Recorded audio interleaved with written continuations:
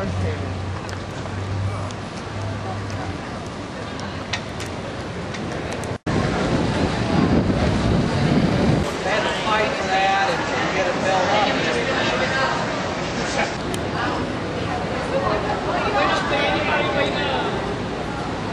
name's Nora Callahan, and I'm the Executive Director of the November Coalition. And we're a group that formed in 1997 to warn our fellow citizens about the injustices of the war on drugs. And mainly that injustice has showed itself in the proliferation of prisons, to the point that in 10 years following the mid-'80s changes in drug laws, we went from prison expansion to absolutely being able to see a vast prison industrial complex across the United States. And we formed to warn people that the prisons were being built for them, not for other people. About 18 years ago, my brother was sentenced to 27.5 years in federal prison for a drug law violation. And I went to his trial, later went to his sentencing, and I found out that it wasn't unusual for someone to have this happen. And when he was first indicted, I thought the whole thing was unusual. But by the time he was sentenced, I was able to begin to realize that this was happening in courtrooms throughout the United States, that people were being sent to prison on words of other people. And that's what the drug war is about. More than it's about drugs, it's about how many people they can imprison. And when I say they, I'm saying our United States government. And they do it on the basis of words. And using people who are caught with drugs, they tell them, in order to get out of this penalty, this prison sentence, we need you to cooperate.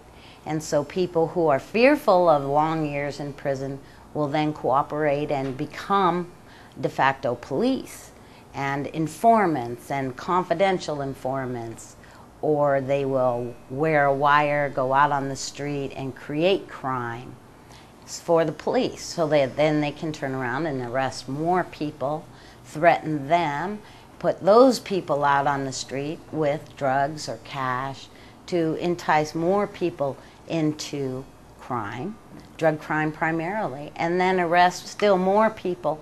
And it's been this vicious cycle that now has been manifest by a lot more violence on the street, because no one wants to do 30 years. So when we say they, who is that? Those are regular people. Regular people who are brought into a police station and said, someone has told us, and when they say someone, they don't have to tell you who it is. Confidential informants are just that. They're confidential, not to the police. Police know who they are, but they're confidential to the public. And so facing years and years or even decades behind bars, people, human frailty is such that they will save themselves. And they do. So they cooperate, and then more people, usually a circle of perhaps drug involved, but not necessarily, end up then indicted, and the heat's off that person. They may go on with their life. Some don't. Sometimes confidential informants have told us that 10 years after the fact, they're still called or visited by the police when they need help with a particular drug conspiracy in the region. So these people are never really off, many of them are never really off the hook. Some of them go into the witness protection program, but the witness protection program is such that very few people are protected once they become a witness. So, and that's wherein the danger lies. We've created a lot of violence because there's many people who will use violence rather than face a 30-year prison sentence they don't deserve. Well, this conference is different from many in that there's a lot of issues. Social Justice Forum simply means that people who've been affected by terrible policies all over the globe are coming together to share our mutual concerns and also to try to develop a strategy that will bring us out from so much oppression. And there are all kinds of oppressions. So we've been attending workshops that are not necessarily on our particular focused issue of drug war injustice. We've attended forums about water security. And people might ask, well, what does that have to do with the war on drugs? What does water supplies have to do with the war on drugs? And if you look at the scheme globally, what we're finding is common to all of our struggle is the fact that there are very wealthy, powerful businesses called corporations who, I thought something big was falling. Look, okay. One of the things we all have in common is when we look at what is the problem, it's often a very large business called a corporation who's making extreme amounts of profit on people who have to suffer from the policies they promote, mostly to our Congress, by way of giving them a lot of money to do and make laws that will benefit them. And so when, for instance, when we look at water, the connect is, for instance, most of the new prisons in the United States are built in rural areas. And they're built near fragile aquifers, meaning we've taken, put a stack of human beings over a limited water source.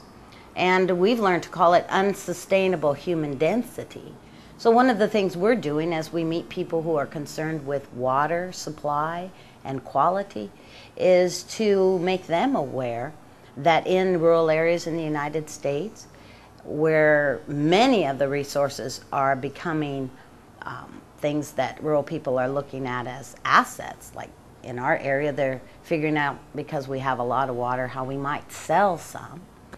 And yet they're planning to put a 4,500 bed facility. Police have been talking about putting that over the water source we have, the drinking water source, which is diminishing quickly.